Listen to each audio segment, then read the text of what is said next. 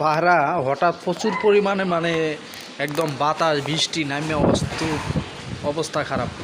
এই দেখেন টোটালে আইর সুবাহান।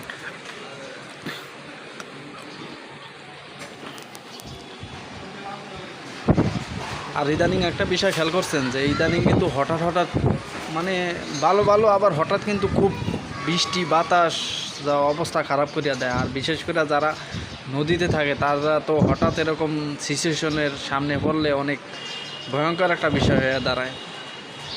তা আসলে ঢাকার ভিতরে এই অবস্থা, তো কোথায় কোথায় এরকম হচ্ছে অবশ্যই কমেন্টে জানাবেন।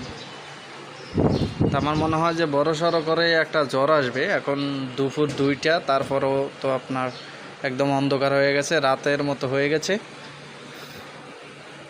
তো সবাই সাবধানে থাকবেন, কারণ এরকম সিচুয়েশনে বেশি বেশি বিজলি চমকায়। আর বিজলির ভিতরে অবশ্য ঘরে থাকার চেষ্টা করবেন, আর আপনার লোহা জাতীয় কিছু থেকে দূরে থাকবেন সবাই। কারণ আমরা ইদানিং দেখি যে এই যে বিজলির কারণে অনেক মানুষ ক্ষতিগ্রস্ত হচ্ছে।